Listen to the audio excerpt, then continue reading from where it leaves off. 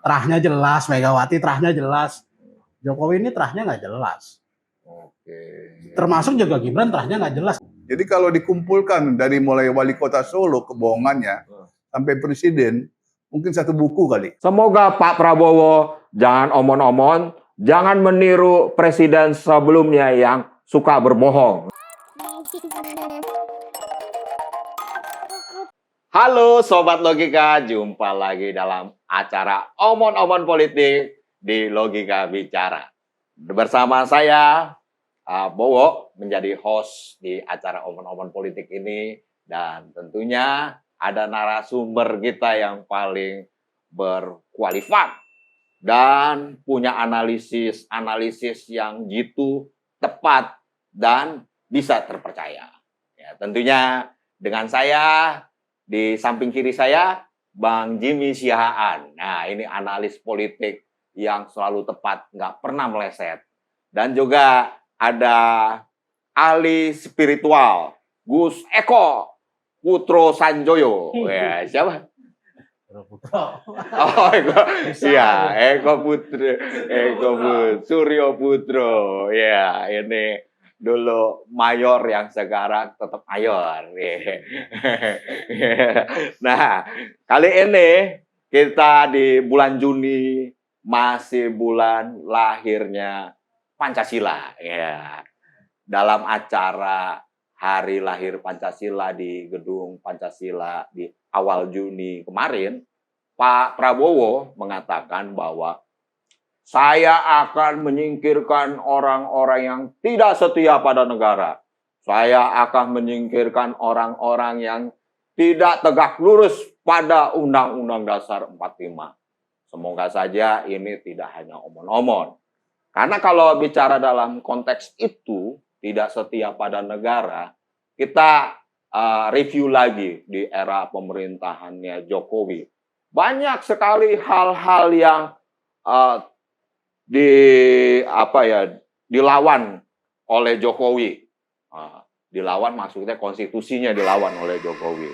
Misalnya dalam konteks saya tidak akan menggunakan APBN untuk bisnis kereta cepat Indonesia-Cina.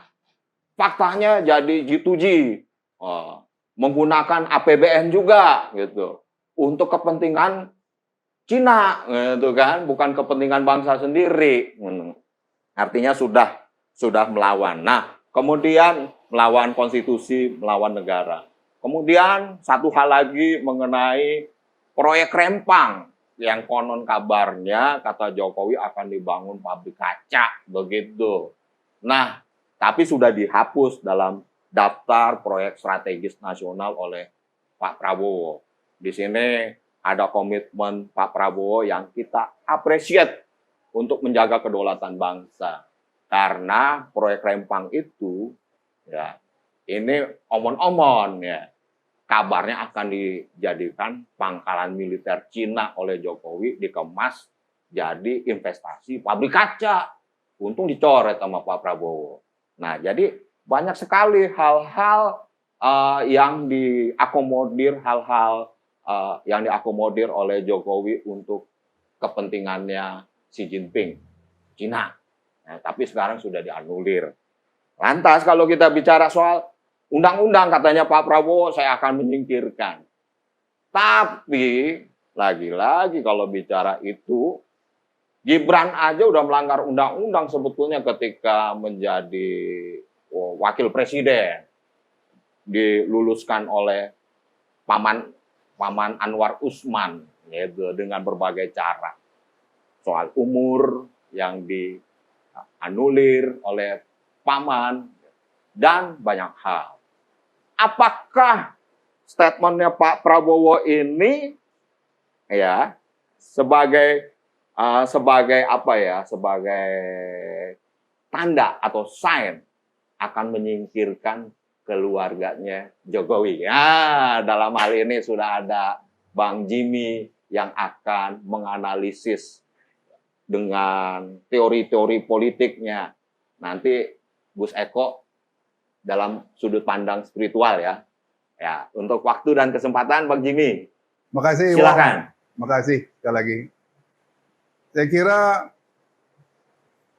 saat ini wakil presiden itu jelas kan, adalah Gibran. Dan ini menjelaskan bahwa antara Prabowo sebagai presiden dan wakil presiden dibayangi oleh Jokowi. Ini satu poin. Poin kedua, bayangan inilah yang mengganggu kestabilan politik. Inilah penyebab dasar daripada apa yang disebut dengan ya mungkin goro-goro atau apalah istilahnya. Nah, selanjutnya adalah ketiga kita lihat pada saat ini gerakan Purnawirawan mulai tetap berjalan walaupun di luar Pak Tri Sutrisno. Nah, ini menandakan bahwa tidak semua pihak bisa menerima keadaan ini. Karena itu ada statement supaya Gibran dipecatlah kira-kira begitu ya, dipecat oleh Presiden Presiden Prabowo melalui MPR dan DPR. Kita nggak tahu usaha ini akan berhasil apa tidak. Dan ini belum pernah terjadi dalam sejarah politik bahwa ada usul yang cukup ekstrim ya, bahwa wakil presiden itu adalah harus diberhentikan. Nah, padahal dia adalah sebagai pengganti jika presiden berhalangan. Nah, ini yang sekarang jadi kurang lebih, katakanlah ini sebagai diskusi yang akan panjang selama kekuasaan Presiden Prabowo. Dan ini merupakan goncang-gancing yang tidak mudah bagi Presiden Prabowo sendiri. Karena dia sampai saat ini boleh dikatakan presiden ini bekerja sendiri. Jadi dia seperti katakanlah kesepian. Jadi saya sebut Presiden Prabowo ini adalah presiden yang kesepian karena peranan daripada Gibran ini tidak terlihat secara jelas.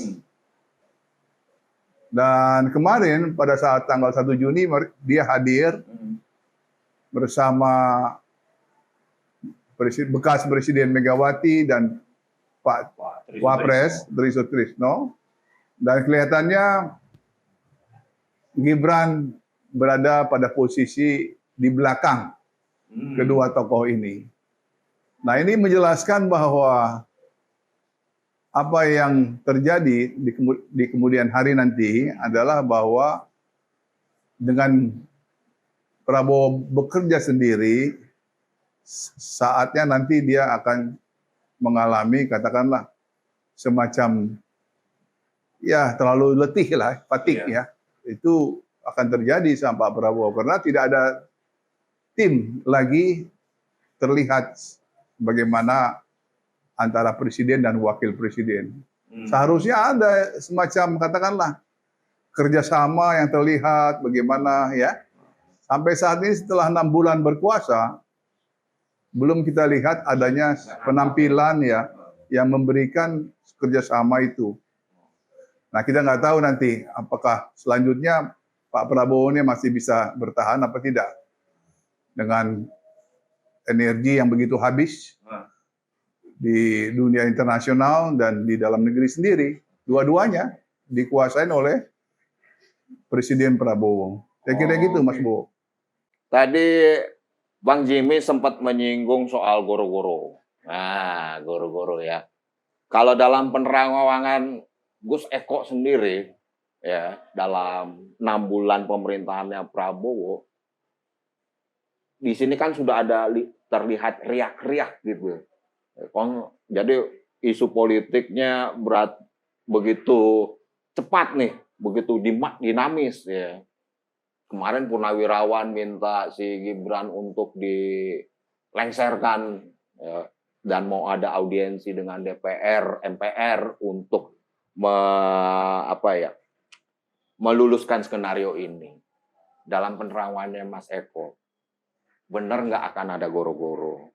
Terus tadi disinggung sama Bang Jimmy bahwa Pak Presiden Prabowo ini seolah bekerja sendiri, energinya terkuras, ngelihat umurnya yang juga sudah uzur, ya kan? Nah, terus gimana nih? Masa iya sih Gibran yang akan mengganti, kan? Iya, terima kasih Bung Bowo. Goro-goro ini kan dalam Jawa kan gara-gara ya. Iya. Jadi suatu kondisi yang tidak kondusif lah. Nah, dalam peristiwa politik 6 bulan ini sebenarnya goro-goro secara ekonomi, sosial, agama, nilai, moral itu sudah terjadi di masyarakat. Nah, kemarin si Bung Fajar ngomong goro-goro itu kan punakawan. Ya. Kalau 6 bulan ini Prabowo bisa bersikap sebagai elit yang patriot, kalau kata Bang JS, patriot itu benar-benar mewujudkan visi misi sesuai janji dia, sesuai aspirasi rakyat, Vox Populi, Vox Dei, suara rakyat, suara Tuhan. Nah, ini kita harus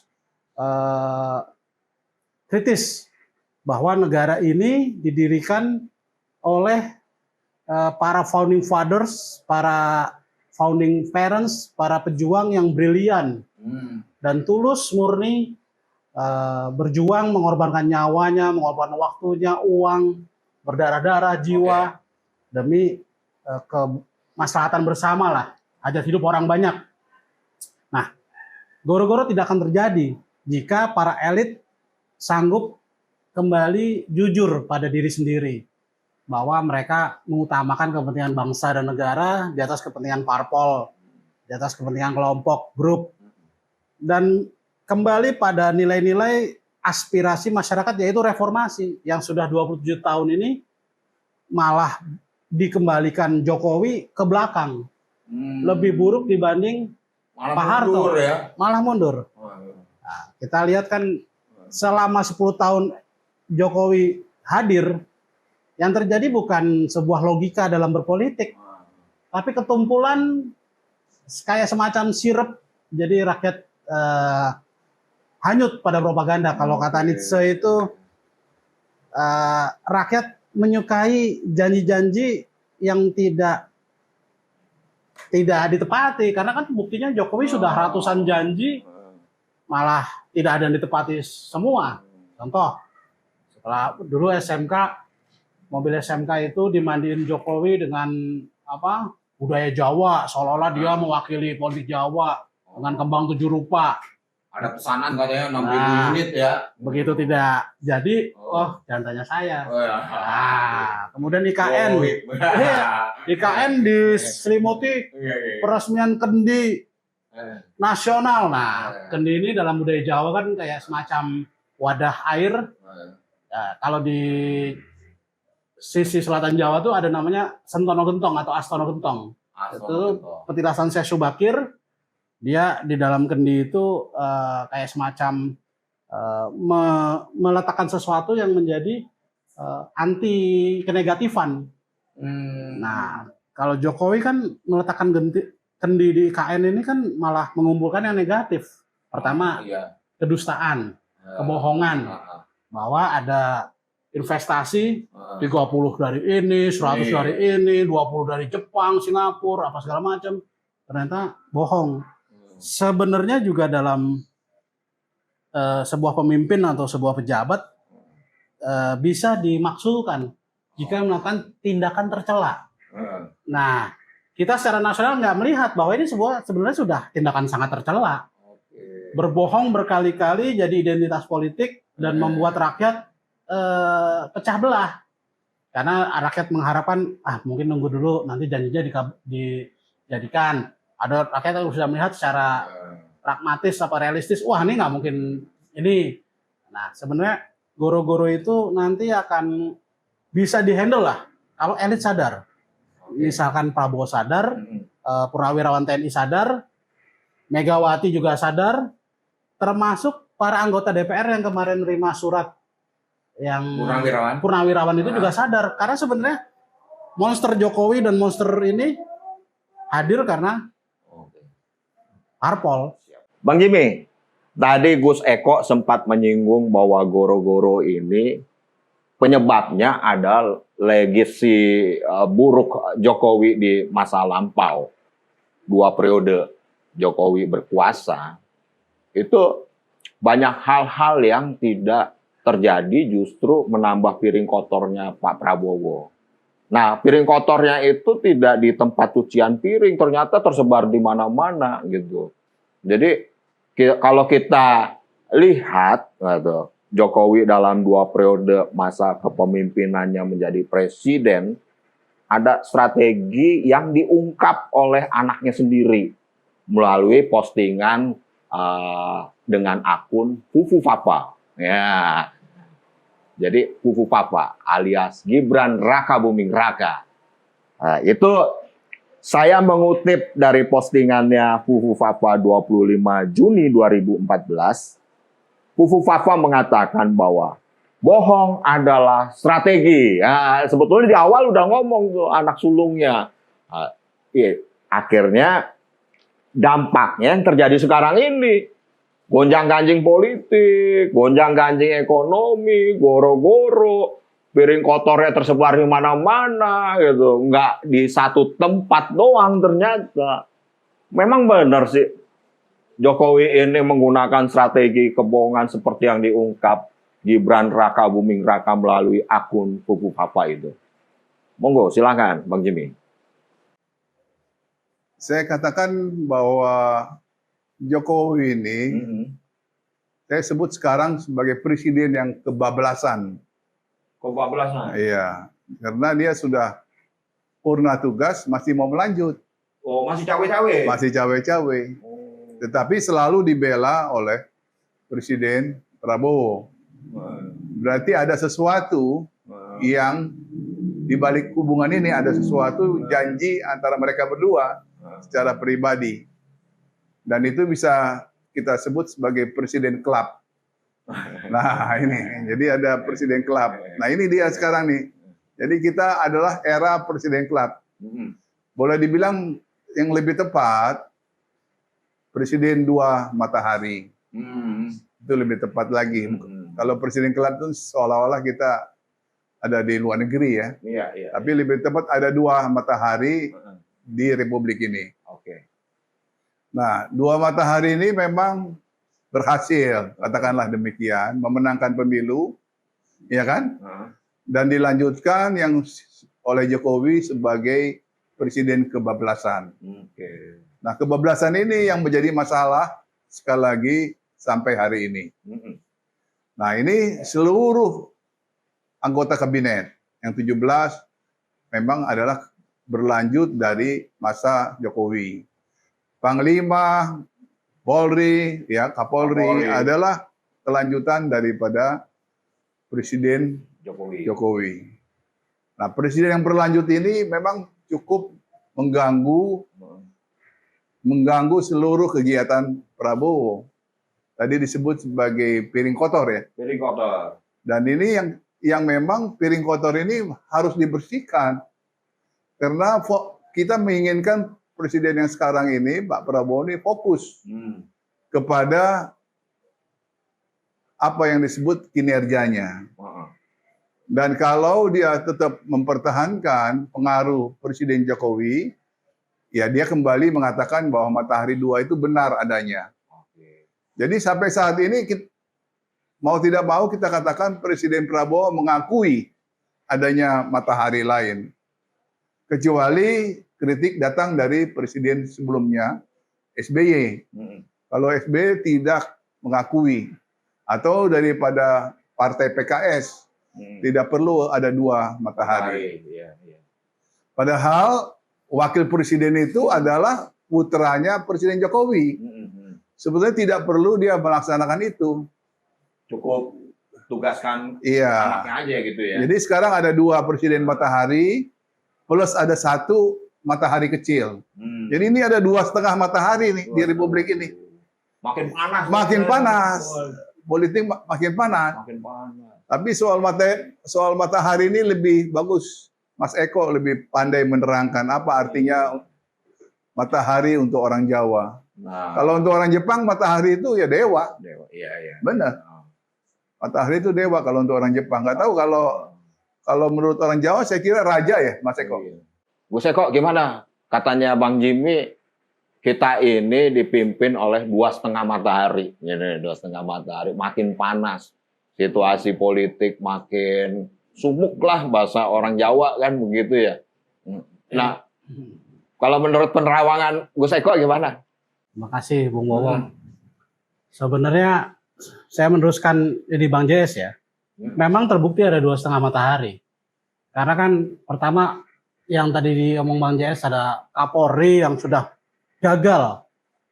Track recordnya Kapolri Listio Sigit ini gagal karena Polri bukannya semakin profesional, malah semakin hancur lebur.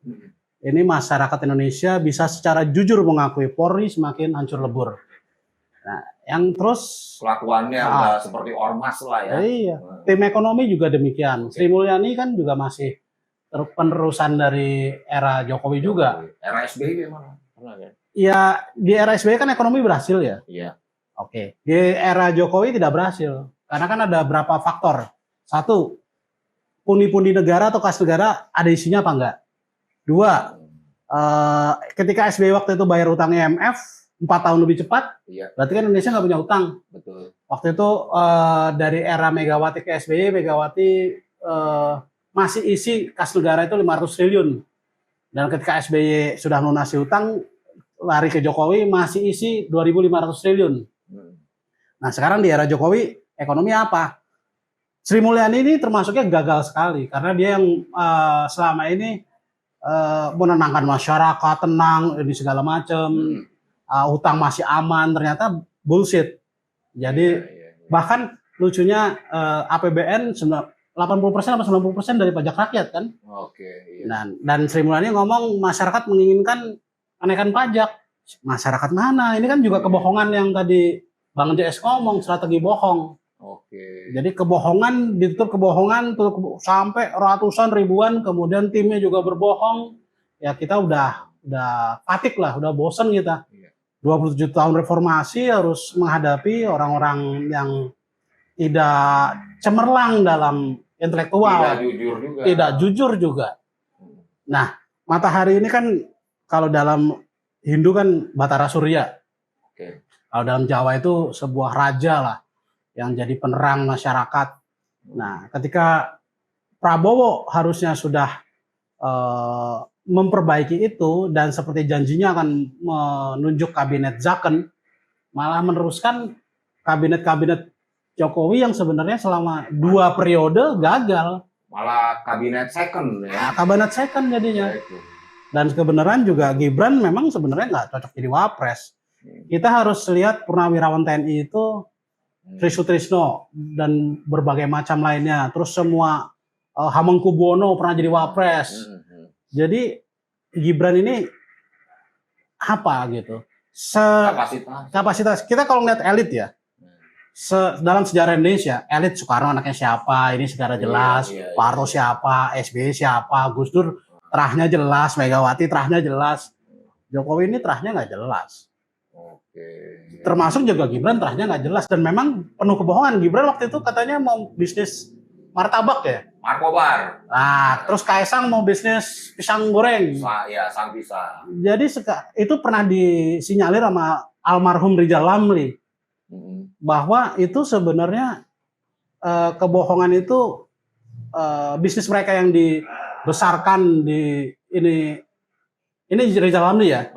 Itu setoran para taipan semua.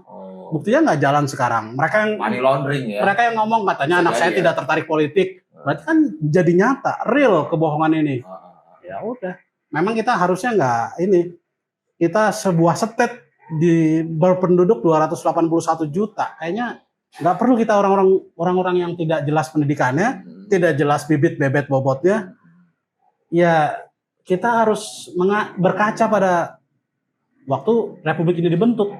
Ada Agus Salim, Tan Malaka, Syahrir, Pak Karno, Bung Hatta. Semua orang-orang yang cemerlang, brilian. Nah, nggak bisa lagi kita harus sudahi politik kebohongan. Oke. Iya. Nah, sudahi politik kebohongan. Jadi banyak kebohongan yang sudah dilakukan oleh Jokowi. Ya, satu di antaranya tadi disebut oleh Gus Eko mengenai anak saya tidak akan berpolitik. Jadi wapres, ya. Menantunya jadi gubernur. Jadi banyak sekali kebohongan-kebohongan yang dilontarkan oleh Jokowi. Ini tentu tidak mendidik rakyat ini, Bang JS. Nah, Bang JS, kalau melihat dari karakteristik Jokowi yang suka bohong, terus kedua masih cawe-cawe di pemerintahannya Prabowo, gitu. Sebetulnya ada hidden agenda apa sih Jokowi ini? Apakah dia ini cawe-cawe untuk menyelamatkan kepentingan kakak nomor satu nih, Xi Jinping, Cina, gitu kan? Karena kalau kita review lagi kebijakan-kebijakan Jokowi banyak sekali memberikan karpet merah ke Xi Jinping. Satu diantaranya soal proyek kereta api cepat KCIC. Tadinya B2B jadi G2G. Kemudian mengenai IKN. Juga di situ ada kepentingannya Xi Jinping. Mengenai rempang juga gitu kan. Sehingga sekarang sudah purna Jokowi, dia masih cawe-cawe. Jadi ini apakah betul Jokowi ingin menunjukkan komitmennya tetap setia pada Xi Jinping? Kalau menurut kacamata Bang JS sendiri bagaimana? Sehingga dia kerap berbohong untuk menyelamatkan kepentingan ini. Iya, memang kalau secara teori ya, negara juga sering berbohong. Oke. Iya, negara juga sering berbohong. Apalagi seorang Jokowi secara teori. Tetapi negara itu cara berbohongnya elegan, dengan kecerdasan, dengan taktik dan strategi yang jitu. Jadi betul-betul negara itu mewakili sesuatu, katakanlah sebagai institusi yang bisa bertanggung jawab. Nah, ini personal dia. Jokowi ini person, pribadi. Apakah dia bisa mempertanggungjawabkan itu? Jadi kalau dikumpulkan dari mulai wali kota Solo kebohongannya sampai presiden, mungkin satu buku kali. Buku namanya judulnya Buku Kebohongan.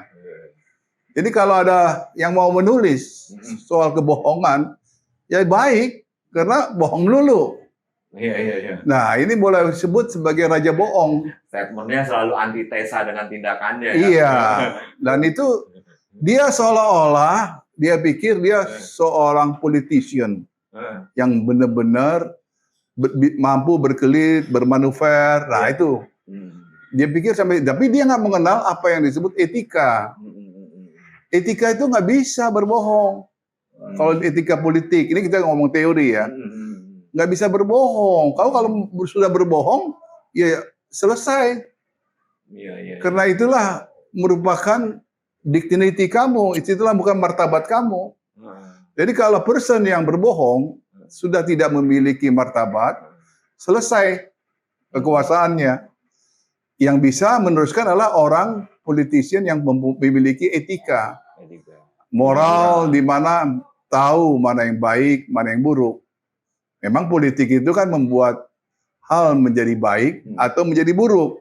Tapi pilihan terbaik adalah membuat menjadi baik, bukan keburukan yang dituju. Nah, ini terbalik. Semua dibalik-balik. Ada hal yang baik dibilang buruk, ada hal yang buruk dibilang baik.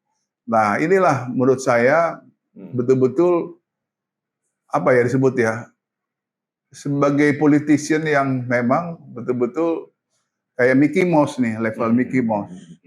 Iya kan? Model tikus yang rakus, ya kan? Dan betul-betul tikus beneran. Jadi mengganggu seluruh konstelasi. Karena kalau di sisi ekonomi ya, kita sekarang udah mendekati 10.000 triliun utangnya. Ya kan? APBN kemarin minus 17. Betul. Nah, ini baru pajak dinaikkan. Ini benar-benar kas kosong. Habis kasnya. Jadi piring kotor itu dilanjutkan oleh Presiden Prabowo. Nah, kamu bayangkanlah piring kotor itu terdiri dari satu, hasil manipulasi, utang, korupsi, segala macam policy dan keadaan yang membuat keadaan ini memburuk. Dan itu yang terjadi sekarang. Jadi kalau sekarang ini terjadi keburukan politik, ya pantas. Karena sebelumnya demikian juga adanya. Banyak tikus-tikus itu. Dan ini ya, itu kita sebut sebagai pemerintahan tikus lah. Iya kan? Kira-kira gitu. Iya, karena dia suka apa aja dihantam. Apa aja dia sikat. Tapi tadi pertanyaan saya belum dijawab sama Bang Jimmy. Jokowi ini cawe-cawe untuk menyelamatkan kepentingannya Xi Jinping gitu. Apa enggak sih gitu? Memang kalau dilihat dari keadaan sekarang ini, memang Cina ini merupakan primadona di bidang ekonomi. Jadi kalau dia memilih Jinping sebagai jalan keluar, itu kalau menurut saya pribadi itu. Pribadi dia. Iya, personal dia. Dan termasuk ada ke Timur Tengah itu, ke Qatar, dia pribadi aja. Jadi lebih banyak kepentingan pribadi yang dilaksanakan daripada kepentingan negara. Karena itu harus menjual kedaulatan bangsa ya. Betul. Nah, kalau dia mau, dia mesti report dong ke DPR pertanggungjawabannya, dia mesti declare itu berapa utang kita ke China. Kalau berani di-declare, bagus. Bahwa itu adalah dia benar-benar seorang negarawan. Tapi kalau nggak berani declare utang kita ke Cina berapa, waduh, ini repot nanti yang presiden sekarang ini. Karena itu, karena konon itu lumayan ribuan triliun juga. Nah inilah saya kira yang harus diselesaikan oleh pemerintah sekarang. Jadi memang karena Cina itu kan pemerintahan kucing. Iya kan, jadi apa aja dia mau makan, termasuk tikus ini. Kita ini tikus kan, nah itu dia mau makan, betul. Mau apa kek? Bermitra sama pemerintah. Iya, kira-kira kalah kita. Namanya kucing lawan tikus, kalah lah kita. Dimakan aja terus. Nah ini Jokowi nggak declare ini ya berapa utang kita ke Cina. Ini ibaratnya piring kotornya tersembunyi di mana-mana nih. Jadi bukan di satu tempat aja, tempat cucian piring gitu. Effortnya harus lebih besar lagi Pak Prabowo untuk mencari piring-piring kotor yang tersembunyi ini ya. Iya, karena kan pemerintah sekarang kan memulai satu membuat hutang baru. Ini yang terjadi sekarang. Kedua, menaikkan pajak. Iya kan? Ketiga, tidak ada kepastian tentang penerimaan negara. Nah, keempat adalah semua aparat atau petinggi Departemen Keuangan itu masuk penjara. Dirjen Anggaran kayak dan sudah diganti nih Dirjen Bea Cukai. Iya, sekarang ini. Ini menjelaskan bahwa Departemen Keuangan itu korup. Terlibat korup yang tadi Mas Eko bilang. Benar, kenapa? Karena banyak sarang tikus juga. Sarang tikus. Nah, inilah makanya saya bilang udahlah. Terus yang kedua, yang parah dari Pak Jokowi ini juga adalah ini keluarga. Ini membangun ya kan kerajaan, keluarga, dinasti. Dan ini menurut saya untuk ke depan sebagai sejarah hitam. Karena yang diangkat itu tidak memiliki reputasi. Kalau keluarganya ada hal yang membuat reputasi ya, bapaknya mempunyai karya-karya yang baik, ya kan, mempunyai pendidikan yang baik atau pemikiran yang baik, oke lah. Hasil kerja yang baik, ini kan tidak, Mas. Betul. Ini kan hanya karena haus kekuasaan. Jadi ini emang benar-benar tikus, nggak lebih dari itu. Ini tikus nanti akan dimakan oleh kucing Cina. Itu yang terjadi. Iya. Clear kan? Clear. Jadi Mas Bowo jelas kita ini negara tikus yang siap-siap dimakan oleh kucing Cina itu. Nah, Bang Jimmy tadi bilang 10 tahun berkuasa Jokowi ini lebih mengutamakan kepentingan pribadinya. Ya, dia dengan dengan bahasanya tuh dengan kekuasaannya bisa menjual kedaulatan negara ke Cina. Satu contohnya proyek di Morowali yang isinya tenaga kerja asing asal Cina, kemudian IKN dan segala macam. Kita akhirnya menjadi negara tikus nih yang siap diterkam oleh kucing. Kalau menurut pandangannya Gus Eko gimana? Tikusnya selain Jokowi ada Luhut, ada Erlangga, ada Bobi Nasution. Iya. Ketika almarhum Faisal Basri ngomong kan, 5 juta nikel terdata di sana, pemerintah Cina. Kenapa peralihan ke sana tidak ada terdata di keuangan kita? Seperti yang Bang JS ngomong tadi. Harus dijelaskan. Harus declare ya. Harus declare. Juga kita juga harus saklek lah. Omongan Luhut, omongan Bahlil, omongan Erlangga, apa segala macam udahlah. Kita harus kita sebagai bangsa itu harus berkembang. Berperadaban itu semakin tahun harusnya semakin pintar, semakin maju. Karena Cina jadi kucing itu sah dalam politik hubungan internasional. Ini cabangnya Bang JS nih. Iya. Nah, kita juga harus jadi kucing harusnya. Bukan jadi tikus. Iya. Nah, Cina itu sah jadi menerapkan politik invasi lah sebutannya. Contohnya dia invasi ke Afrika, termasuk ke Amerika juga. Nah, kita lihat kan orang-orang yang di belakang Jokowi ini, James Riyadi juga dulu dekat ke Bill Clinton. Oh iya. Nah, setelah Bill Clinton jadi, Amerika jadi hutangnya luar biasa ke Cina. Kok mirip ya? Ini kan James Riyadi juga di belakang Jokowi nih. Begitu Jokowi jadi, hutang kita juga sengsara. Berarti kan sebenarnya kalau kita lihat ada transparansi pola main kepentingan politik regional atau kepentingan politik internasional. Iya. Nah, tinggal kita harus sebagai bangsa harus menaikkan intelektual kita, moral kita, harus kita kembalilah mencerdaskan kehidupan berbangsa, bukan malah memperbodoh diri sendiri. Ntar kita habis kita di bangsa Cina. Padahal presiden kita ini melihara kucing loh. Bobi namanya tuh. Masa mau jadi tikus sih? Iya gitu ya. Nah, kalau menurut Bang Jimmy gimana tuh tadi? Katanya Gus Eko ya apa ya, kita ini harus jadi kucing. Emang bisa jadi kucing? Ya Cina majunya itu karena jadi kucing. Iya. Dia berubah dari naga jadi kucing. Setelah besar dia jadi naga kembali, naga merah. Kira-kira gitulah. Iya. Nah, kita ini bakal kena perangkap. Menurut saya gitu. Iya. Karena kita terlalu lemah dalam bernegosiasi. Sekarang sama Amerika aja kita masih kena perangkap. Tarif ya. Iya. Tarif ya. Iya.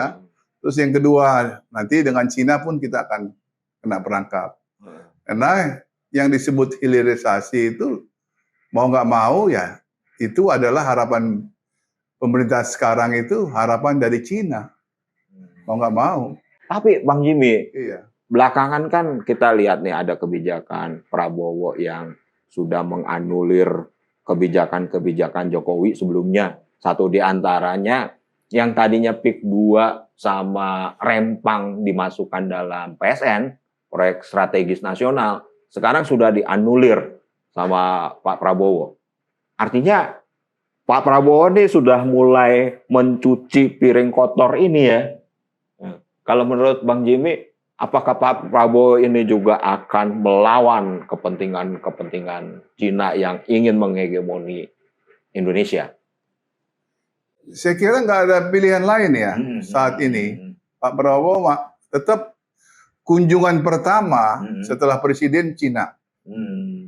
Jadi dari kunjungan itu menjelaskan bahwa Pak Prabowo tetap berkomitmen untuk membangun hubungan baik dengan Cina. Oh, melanjutkan berarti ya? Iya, melanjutkan dan baru ke Amerika. Oke. Untuk bertemu Biden.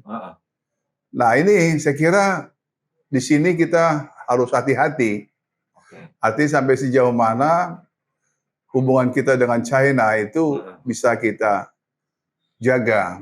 Jadi umpamanya kayak tadi di Manowari sudah ada akses, ya kan, terlalu banyak pekerja. asing asal Cina. Itu sudah dikritik oleh para purnawirawan. Nah, ini harus dijaga bagaimana caranya Gitu. supaya itu tertib. Ya, katakanlah aturan kita menjelaskan bahwa kalau itu konsultan atau ahli teknik ya mungkin bisa. Oke. Tapi kalau pekerja kasar atau buruh biasa itu sudah melanggar. Iya. Dan ini yang terjadi mungkin karena itu TKA itu tenaga kerja asing itu yang di apa itu Depnaker itu. Ya itulah mungkin korupsinya dari situ. Oh, pintunya dari situ. Dari ya. pintu dari situ. Oh. Nah inilah makanya saya bilang ego daripada apa itu, menteri itu kementerian ya itu harus dijaga. Jadi kerjasama itu jangan mengedepan ego daripada kementerian, tapi lihatlah ke depan, ya kan? Bagaimana mengamankan ya kan kaum buruh kita, bagaimana mengamankan tenaga kerja asing. Iya. Ya kalau mereka mempunyai keahlian khusus, silakan. Tapi kalau dia hanya cuma modal tenaga, ya bakal apa? Kita banyak tenaga sini. Iya. Kita ada tenaga kerja. Angka pengangguran lagi naik. Lagi naik. Kita ada 100 juta orang. Ya kan? Yang bisa bekerja setiap saat. 100 juta kita yang bisa kerja setiap saat. Cuman sekarang masalahnya policy apa yang dibuat untuk menghadapi ini? Karena harapan kita hilirisasi itu Cina kok.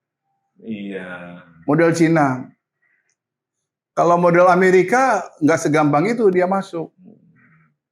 Walaupun utang kita ke Amerika Serikat besar juga. Nah inilah saya kira banyak perhitungan atau kalkulasi yang mesti dibuat. Kalau enggak nanti akan menjadi bencana di kemudian hari. Jadi kalau 5 tahun ini tidak ditata, itu bisa menjadi bencana hubungan kita dengan Cina. Ini sudah mau mengakhiri diskusi omong-omong politik kita nih. Ada kesempatan untuk Gus Eko menyampaikan closing statement-nya terhadap obrolan kita pada hari ini. Silahkan untuk waktu dan kesempatannya. Ya, kita harus berpandangan bahwa kita hidup ini kan akan berakhir ya. Jadi kita anggap ini di dunia ini pengabdian kita lah. Melakukan banyak kebaikan. Bukan melakukan banyak kejahatan. Ini juga harus diresapi oleh negara bahwa negara itu kan dibangun kontrak sosial dari raja, sultan, ketua suku, menyerahkan kedaulatannya ke state, ke negara. Nah, jangan ketika kemenangan politik demikian mudah, kepentingan nasional dirumuskan satu pihak. Keamanan nasional dirumuskan satu pihak, kritik diberangus, oposisi dimatikan. Contohnya kayak Bambang Tri kan di penjara sampai meninggal ya? Apa udah bebas dulu baru meninggal dia? Bebas dulu. Nah kemudian istrinya diperkosa, anaknya hamil ya. Innalillahi. Nah kita udah begitu jenuh lah ngeliat ini. Contohnya seperti gaji guru honorer yang per hari cuma 200.000, 400.000 per bulan. Per bulan 200.000. Per hari 12.000 ya. Nah kita juga harus lihat bahwa Panglima Besar Jenderal Sudirman adalah seorang guru agama, iya kan? Kemudian posisi kita ternyata tidak menghargai guru-guru. Ya kita jangan lihat guru yang resmi saja lah, yang sudah ini honorer itu masa sih dengan pekerja kuli bangunan atau tukang bangunan kalah demikian timpang. Contohnya tadi tenaga kerja asing ya. Iya. Tenaga kerja asing itu kita harus membuka mata kita, tenaga kerja Indonesia ternyata jadi rebutan negara-negara. Contohnya di Taiwan, Malaysia, di Hong Kong, yang bangun Petronas tuh. di Australia, terus di Jepang bahkan. Iya. Nah, kita harus lihat bahwa ternyata tenaga kerja Cina yang diekspor ke sini ternyata malah ngelas saja diajarin oleh tenaga kita. Kan betapa sebuah proses yang tidak jujur, tidak konsisten terhadap intelektual juga akan memperbanyak kerja kita, memperbanyak piring kotor. Terus. Iya, kita capek lah. fatigue lah. Oke. Nah, ini juga menyoal seperti buku karangannya Prabowo, Paradoks Paradoks Indonesia. Indonesia. Nah, bahwa politik itu juga jangan karena harus pro ke oligarki saja. Negara ini kan yang berjuang bukan oligarki. Rakyat-rakyat kecil itu yang berjuang. Iya. Yang dari Bandung Lautan Api pindah ke Jawa Tengah, terus yang HOS Sukraminoto dari Surabaya ke Solo, dia berjalan kaki, terus yang di Hari Pahlawan di Surabaya yang berkorban juga. Jadi kita harus pandai melihat jujur. Marilah kita berbakti pada nusa dan bangsa, jadi patriot sejati. Di semua lini kehidupan kita. Closing statement dari Gus Eko yang luar biasa. Jadi patriot sejati. Jadi pemimpin bangsa ini harus menjadi patriot. Nah, Bang Jimmy, closing statementnya, monggo, Bang Jimmy. Jadi kembali ke 2,5 matahari ini, cukup panas Republik kita ini. Oke, iya betul. Jadi bagaimana mendinginkan, membuat suasana yang tertib, ada progres, ada langkah-langkah yang konkret untuk rakyat. Karena matahari ini sangat mengganggu. Karena ekonomi kita juga tidak baik-baik saja. Ke depan akan banyak hal-hal yang sungguh-sungguh risikonya tinggi. Terbukti growth kita sudah turun ke 4%.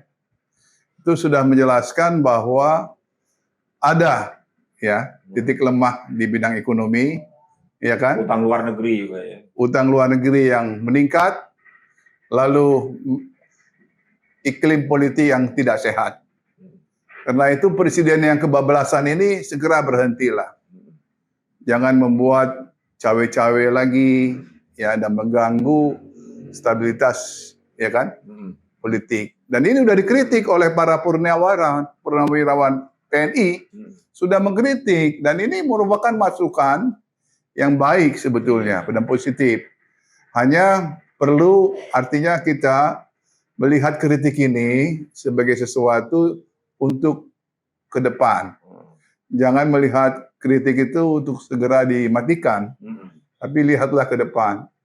Nah, untuk melihat ke depan itu, ya kita membutuhkan orang-orang yang memang leader-leader atau pemimpin-pemimpin itu yang mampu bekerja secara jujur dan mampu memiliki kecerdasan yang benar-benar baik ya dan luar biasa. Karena kemerdekaan itu dicapai dengan intelektual tinggi. Nah, kalau manajemen itu ya silakanlah mandor-mandor ini. Ya, perbaiki itu, mandor-mandor itu. Tetapi kalau pemimpin bukan mandor. Pemimpin itu orang yang mampu melihat ke depan. Nah, kalau mandor ya cukup pada hari H, jam tertentu ya kan, hari tertentu dan bulan tertentu, dia sudah tercapai rencana, planning, selesai di situ mandor itu. Nah, tapi kalau pemimpin tidak akan selesai. Pemimpin itu akan membawa kita ya ke alam yang betul-betul berubah dan ada masa depan untuk orang banyak. Bukan untuk dirinya, ya kan? Ya itu kalau untuk dirinya hanya kekuasaan tok, nggak lebih daripada itu. Saya kira itu, Mas Bowo. Jadi memang kita butuh kepemimpinan yang membawa bahtera kita sanggup, ya kan, memberikan apa katakanlah membuka horizon yang luas. Kira gitu. Baik, Sobat Logika, tadi closing statement dari Bang Jimmy mengingatkan kembali ke Pak Prabowo sebagai pemimpin harus tegas, harus jujur. Ya. Jadi kalau ada nakoda lama ingin menakodai Batra, nakoda lama juga terbukti sudah tidak berkualitas, Pak Prabowo harus tegas memegang kendali itu. Nah, harus menyingkirkan nakoda lama yang ingin cawe-cawe ini atau perlu dibuang aja ke laut karena akan mengganggu penumpang-penumpang yang ada di dalam Batra ini. Nah, itu. Dan kemudian kita kembali lagi atas penegasannya Pak Prabowo dalam hari lahir Pancasila. Dia mengatakan bahwa dia akan menyingkirkan orang-orang yang tidak setia pada negara, tidak setia pada Undang-Undang Dasar 45. Semoga Pak Prabowo jangan omon-omon, jangan meniru presiden sebelumnya yang suka berbohong. Ya, karena akan membawa penumpang yang ada di dalam Batra itu menjadi tidak selamat, menjadi cemas, menjadi khawatir. Akhir kata, saya Bowo, host dari Logika Bicara, undur diri dan kita akan berjumpa dalam episode selanjutnya dengan tema-tema yang ciamik. Salam sehat selalu, Sobat Logika.